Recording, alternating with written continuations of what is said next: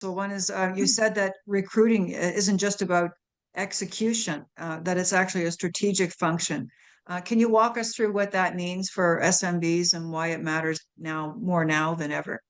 Sure, sure. And again, thank you so much for just opening up this topic. You'll probably see my brain light up like a Christmas tree when we're talking about this because intentional or not, I've been in recruiting for over 15 years now, and I've seen so many ebbs and flows and so many changes. Started in staffing, went to corporate, went out on my own, did the consulting thing, and worked with a lot of startups. And in every single environment, I understood very clearly that, if it doesn't make business sense, we don't do it, right? And if we weren't hitting those numbers.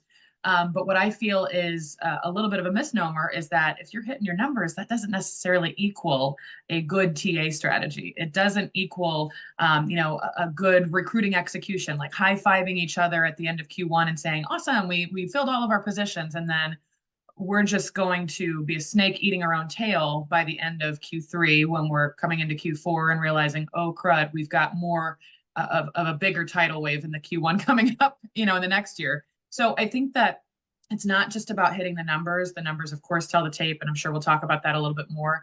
But it's going beyond that and asking why. I like to say it's a story of a thousand whys. I ask why a few different ways with every client. And if they can't answer it 10 times, we've got a problem. And if we can't answer it 20 times, we've probably still got some work to do. But those people that want to dig into the why is important. And when you think about SMBs specifically, I come in at very high growth stages in the last 10 years here. I'm coming into a lot of change management, a lot of different cooks in the kitchen, right?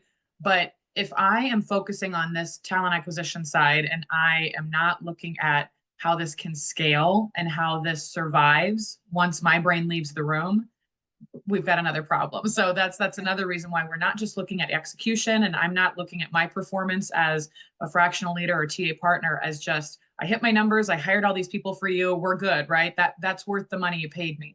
It goes much, much, much further beyond that. Okay. So where do you see the biggest disconnect between HR and talent acquisition and high growth companies? And how do you help bridge that gap?